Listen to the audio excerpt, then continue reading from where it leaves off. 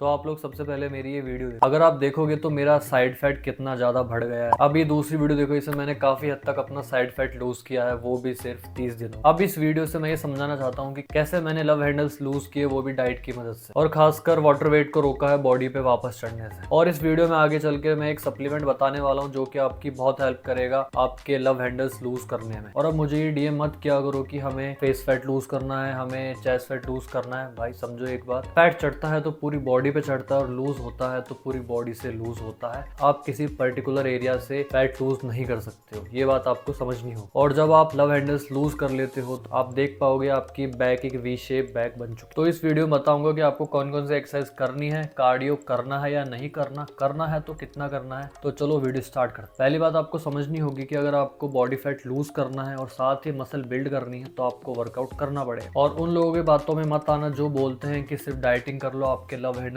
Loose हो जाएंगे, आपका बेली फैट लूज हो जाएगा। अब आप लोगों ने एक बात नोटिस करी होगी, जिस एरिया में मसल अच्छी खासी है उस एरिया में फैट बहुत ही कम लगता है। तो वही प्रिंसिपल अब हमें लव हैंडल्स और बेली फैट को लूज करने में लगा। अब हमें बेली एरिया में ट्राई करना होगा कि ज्यादा से ज्यादा मसल बिल्ड करने का, जिससे उस जगह पे फैट डिपॉजिट भी बहुत ही कम हो। और खासकर अगर आप नेचुरल हो तो जितनी ज्यादा मसल आपके पास होगी उतनी ही सुंदर बॉडी आपकी लगेगी और उतनी ही ज्यादा कैलोरीज बर्न होगी, उतनी ही अच्छे हार्मोन्स रहेंगे और उतना ही खाया पिया अच्छा बॉडी को लगे। अब अगर आप बिगनर हो या आपको 1-2 साल हो गए जिम जाते हुए तो आप सिंपल अपनी वेट ट्रेनिंग पे ध्यान दो। और अगर आपको मेरी ही तरह 4-5 साल से ज्यादा हो गया तो आपको एक सिंपल चीज पे ध्यान देना जो कि है प्रोग्रेसिव ओवरलोड। तो अब इसका मतलब ये नहीं है कि हर बार जाना है और पिछली बार से ज्यादा वेट उठाना है। भाई प्रोग्रेसिव ओवरलोड का मतलब ये बिल्कुल नहीं होता जैसे कि कुछ लोग बताते हैं कि जैसे मैंने 40 के 5 रैप लगाए तो अगली बार आके मैं 45 के 5 रैप मारूंगा। तो ये बिल्कुल भी मतलब नहीं होता प्रोग्रेसिव ओवरलोड। प्रोग्रेसिव ओवरलोड का मतलब होता है इंटेंसिटी, प्रोग्रेसिव ओवरलोड का मतलब होता है वॉल्यूम। तो इसके बारे में किसी नेक्स्ट वीडियो में बात करेंगे अच्छे से।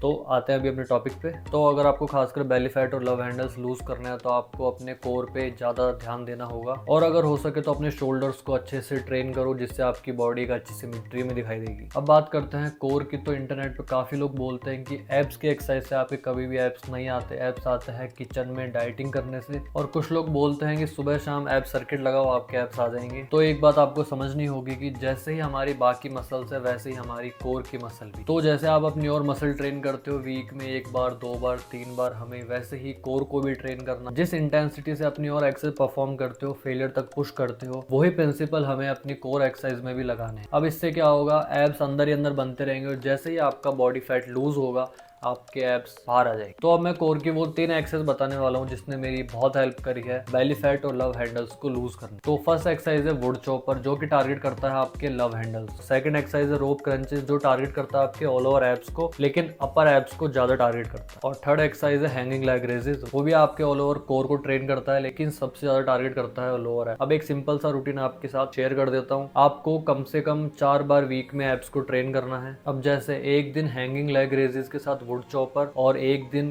केवल रोप क्रंच। और अगर कोई भी डाउट हो इस रूटीन के रिगार्डिंग तो कमेंट कर देना, मैं जितना जल्दी हो सकेगा रिप्लाई कर दूं। अब बात करते हैं कार्डियो की, करना भी है या नहीं करना, अगर करना है तो कितना करना। अब अगर आप बिगनर हो तो कार्डियो को अच्छे से यूटिलाइज करना है। स्टार्टिंग में कुछ नहीं रखना, अच्छी वेट ट्रेनिंग के साथ अपनी डाइट अच्छी रखो, बॉडी फैट गिरता रहेगा और मसल बिल्ड होती रहेगी। और जब वेट गिरना बंद हो जाए तब हम इंट्रोड्यूस करेंगे लो इंटेंसिटी कार्डियो, जैसे कि वॉक डेली के 5, 10, 15 हजार स्टेप। और स्टार्टिंग से ही 10 से 12 हजार स्टेप करने की कोशिश नहीं करनी है, हमें एकदम कम से स्टार्ट करना और धीरे धीरे इंक्रीज करना है। इससे आपका आधा 1 किलो ऐसे ही लूज हो जाएगा। और हर 2-3 वीक में कुछ ना कुछ चेंजेस करते रहना है जिससे आपका फैट लॉस चलता रहे। अब आप अपने वर्कआउट में भी चेंजेस कर सकते हो। अब जैसे कि आप हर मसल की 4 एक्सरसाइज लगाते थे, अब उसकी जगह 6 एक्सरसाइज लगाने लग जाओ। और पहले आप वीक हर मसल को 1 बार ट्रेन करते थे, अब 2 बार ट्रेन करने लग जाओ। पहले आप हर सेट में 2 मिनट का रेस्ट लेते थे, अब 1 मिनट का रेस्ट लेने लग जाओ। तो बेसिकली आपको अपनी बॉडी की सुननी, कहीं आपकी बॉडी रिकवर नहीं हो रही है, वही 5-6 सेट लगाने में लगे रहो। अब आप लोगों से एक छोटी सी रिक्वेस्ट है कि आप लोगों को किसी ने बोल दिया कि मैं डेली के 14-15 हजार स्टेप चलता हूँ तो उनकी बात सुन के कहीं आप भी 14-15 हजार स्टेप चलने लग जाओ। तो आपको अपनी बॉडी की सुननी है, वो कैसे क्या रिस्पॉन्ड कर रही है, तो उसी अकॉर्डिंग आपको अपने चेंजेस करने हैं प्लान। और फैट लॉस करते टाइम हमें सबसे ज्यादा अपनी रिकवरी पे ध्यान रखना होगा क्योंकि फैट लॉस के टाइम सबसे ज्यादा चांसेस हो जाते हैं मसल लॉस, इसलिए वेट ट्रेनिंग पे भी अच्छे से ध्यान देना। अब बात करते हैं डाइट और सप्लीमेंट के। तो इंटरनेट पे काफी मिस इन्फॉर्मेशन घूम रही है इस टॉपिक से रिलेटेड। तो सबसे पहले आपको एक अपनी कैलोरी डेफिसिट से स्टार्ट करना है और जैसे जैसे हम अपनी कार्डियो बढ़ाते जा रहे हैं वैसे वैसे हमें कैलोरी डिक्रीज करते जाना है और एक टाइम पे 100-150 से ज्यादा का कैलोरी डेफिसिट क्रिएट नहीं करना। अब सबसे पहले आपको अपनी मेंटेनेंस कैलोरीज पता होनी चाहिए। अगर आपको नहीं पता मेंटेनेंस कैलोरीज कैसे फाइंड करनी है तो यहाँ आई बटन पे मैं वीडियो डाल दूंगा, वो आप चेकआउट कर लेना। आपको सारी इन्फॉर्मेशन मिल जाएगी कि आपको कैसे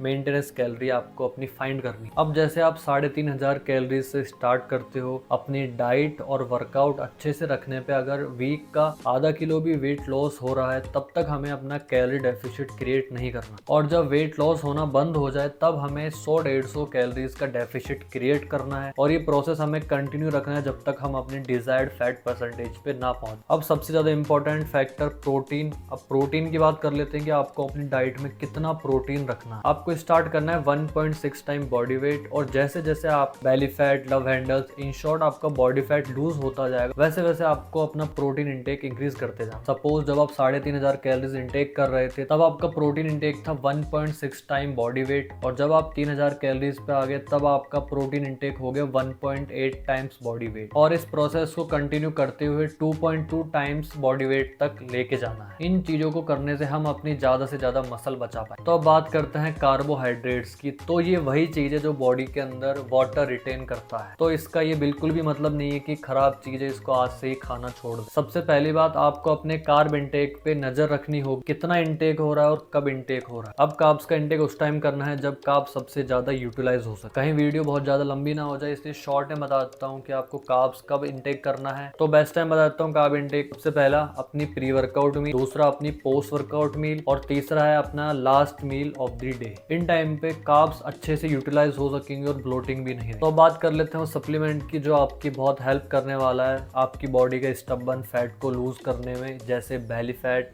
लव हैंडल्स। तो वो सप्लीमेंट होने वाला है हमारा सिट्रालिन मालेट या L-आर्जिनाइन, जो कि आपकी बॉडी में नाइट्रिक ऑक्साइड के लेवल्स को इंक्रीज करते हैं जिसकी वजह से आपकी बॉडी में ब्लड फ्लो इंक्रीज होता है। और जब स्टबबॉर्न फैट एरिया में ब्लड फ्लो इंक्रीज होता है तो उस जगह का फैट एनर्जी में यूज होने लगता है और ये काफी सस्ता और इफेक्टिव सप्लीमेंट है और आप इसे 6 से लेकर 8 ग्राम तक without any side effect use कर सकते हैं और साथ ही आपकी वैस्कुलरिटी इंक्रीज करने में भी हेल्प करता है। और अगर न्यूट्रावे से कुछ भी शॉपिंग करते हो तो भाई का कोड 250 mg लगाना मत भूलना फॉर एक्स्ट्रा डिस्काउंट। तो ठीक है भाई लोग, ये थी आज की वीडियो। अगर वीडियो पसंद आई लाइक कर देना, चैनल पे नए हो सब्सक्राइब कर देना। मिलते हैं अगले वीडियो में, बाय।